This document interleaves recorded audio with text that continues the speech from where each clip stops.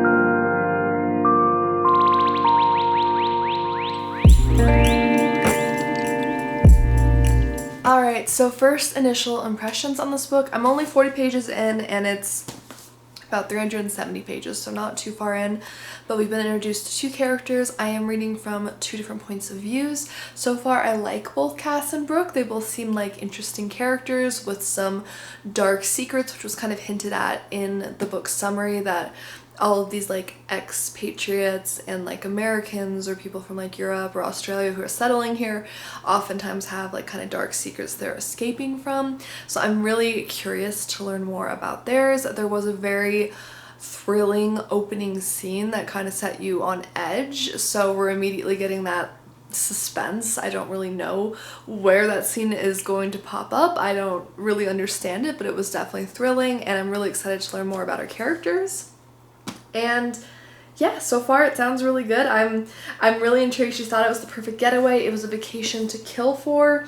It's sounding really good. So far, this is my 5th book of the month. I did skip 1 month just because there wasn't anything that really appealed to me, but 5 out of 6 that I have opted for so far, the first 4 I've read so far, and I gave them all 4 or 5 stars. They were really like top-notch thrillers that I really enjoyed, so I have pretty high hopes for this just because book of the month so far has really nailed it with the thriller selections and just them lining up with what I personally like to read. So I'm very excited to see this. I'll give you guys an update on this later, and right now I'm currently letting that bread dip chill for a couple hours, but we'll see how it tastes a little bit later.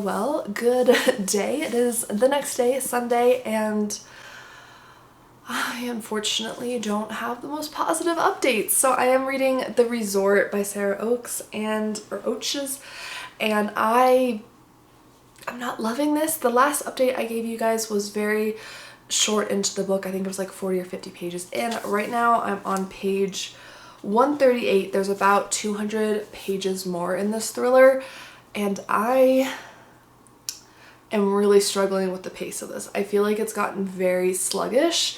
We've had, you know, the individual, like it says in the summary, someone has died, like a diving student, and that usually really speeds up the pace of things, like the drama, you know, the urgency, but I'm just not that interested in the two main characters that we're following, Cass and Brooke. I want to know more about their past. It keeps like hinting at it, but I haven't really gotten much detail that I can like sink my teeth into. It feels like very repetitive at this point. I'm just not really enjoying it, and I'm really surprised because like I said earlier with the book of the month books I've chosen so far, this is the 5th one I've received. I am paying for this with my own money. This isn't like a sponsored post or anything like that, but the first 4 that I received have all been 4 or 5 stars. Like, they've been very strong reads, and this one I might DNF. I'm gonna put this aside. That's what we're planning. And I'm gonna switch over to reading The Heiress by Rachel Hawkins just because this is a shorter thriller. I will say this one's just under 300 pages. I'm definitely someone who I think 300 pages, just about like maybe give or take 20 pages, is like the perfect thriller length. Let me know if you have a preference like that, because I feel like when things get longer, like this book here, which is in like the 360 page range, I feel like it can get kind of sluggish, and I feel like so far some of what I've read could have been cut out or just trimmed down or something.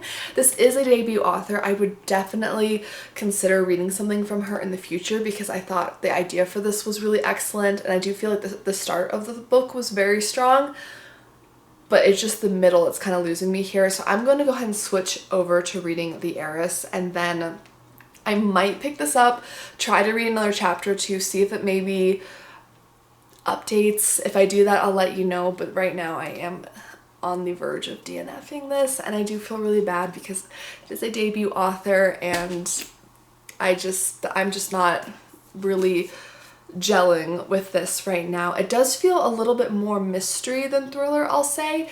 You do start off the book with a bit of a bang. There's definitely some like hinting at something thrilling that's going to happen.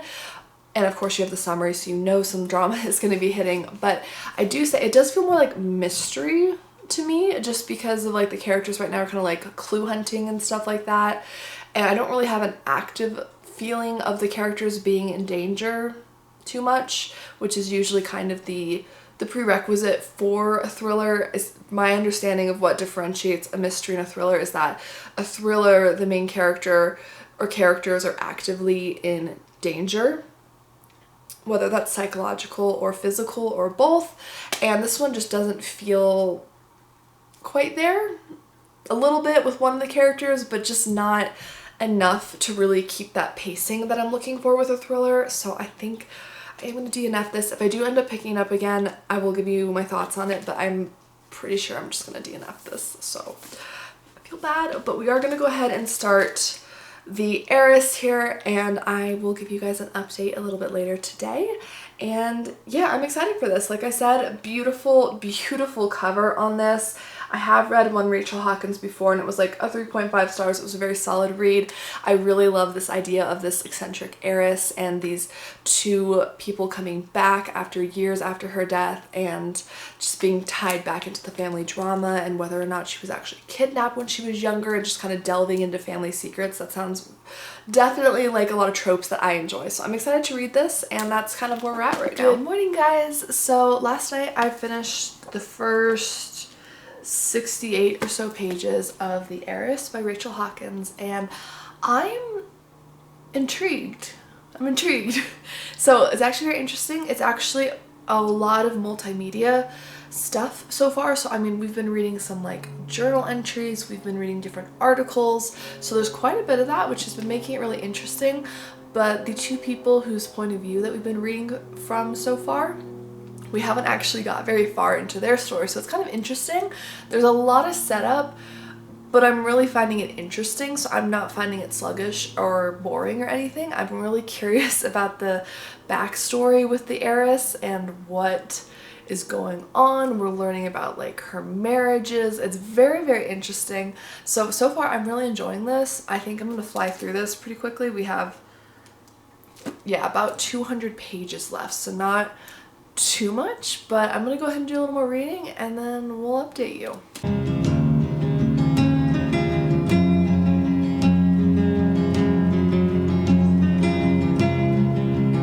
I devoured this. I read this almost entirely in one sitting. It was so good. I really love it. I mean, it is a shorter book. It is under 300 pages. It's like in the 280s, but wow, I just love Rachel Hawkins' writing style. This is my second read from her, and she just is a very fast-paced, like, keeps you reading. But this book, the topic, the twists, everything about it was a step higher for me than The Villa. I really liked The Villa. I gave it 3.5 stars, but this one I think we're bumping to a 4.5 star read. It was so close to like a really perfect thriller. It was really, really enjoyable. The ending, there were some amazing like twists and turns. I was sitting there like, what? Some of them I was able to predict, other ones absolutely was just flabbergasted. I couldn't even believe what I was reading. I was so surprised. And again, just the opulence of the estate that they're at was very interesting. The very intense family that he has that they're meeting, like his cousin, and like just there's a bunch of very interesting, very intense, over-the-top characters. So you're also reading different letters from Ruby, the heiress herself, throughout the book, which reveals different things. I loved the letters. That actually was my favorite part. I thought they were so well written. The tone that Ruby had, like, it just showed so much about her personality, and I loved it. And just the end, the ending for this, I was like, wow. Like, don't want to give anything away, so I'm just gonna leave it at that. But wow, this was a very fun, very fast-paced, very dramatic, thrilling thriller. So I really recommend this. I thought it was really fun, and this does reinforce my opinion to DNF the resort, because was dragging, and I got to page 139. So I mean, I should have picked up by now. Even with a slow burn, I didn't care. But this book, I was so sucked in immediately, and the same thing with Only If You're Lucky. That one was a little bit more slow burn, a little more like mystery driven, I would say, but still very thrilling, still very like, oh no, what's gonna happen, you know, kind of on the edge of your seat. So I definitely, we have a bit of a hit or miss vlog. This one was a DNF. Unfortunately, my first actual DNF from Book of the Month, which is, I mean, it had to happen eventually, of course, but a little surprising because I do usually love the thrillers they put out, but this one was just not it for me. I just was bored. Like, it was just too slow paced. I didn't really care for the two characters who we were reading from. They were just fine. I felt like nothing was happening, really. I mean, things had happened, of course, in 140 pages, but it just was like, okay, can we like move forward? I feel like if this book chopped out like 50 pages, maybe it would get better.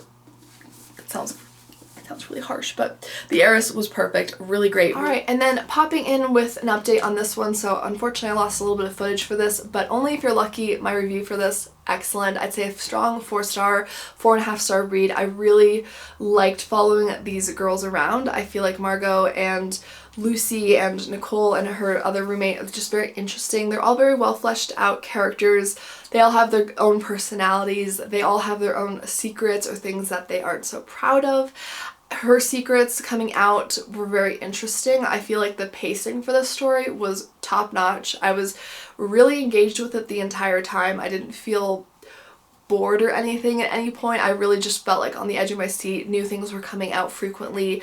I was really flabbergasted at the like who behind everything. That was super interesting to me. I did not see it coming.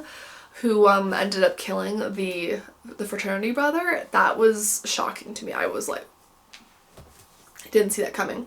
Lucy herself, a very gray, complex character. Again, the it girl. She's got some very interesting points that she poses in this book about like morality and stuff like that. So I found that to be interesting. And this was just overall a very engaging, interesting thriller, lots of layers. I would say a little bit of a trigger warning for some like mentions of hazing. That was definitely not fun. I would in general look up trigger warnings for thrillers because they can get pretty dark, but that's the one that's coming to mind for me at the moment.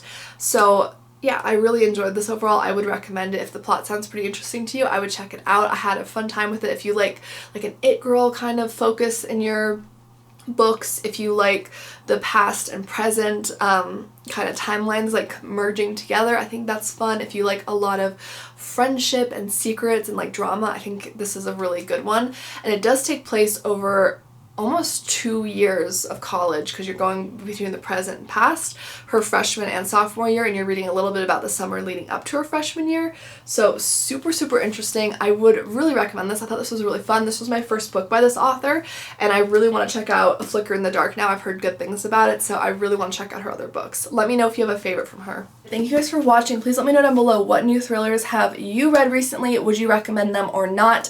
And if you haven't hit subscribe, please do. I upload new mystery videos every week on this channel, so anything ranging from like cozy mysteries, murder mysteries, to thrillers. If you like anything with a mystery element, I talk about it here on my channel. So I hope you hit subscribe, and I'll see you guys in my next one. Bye!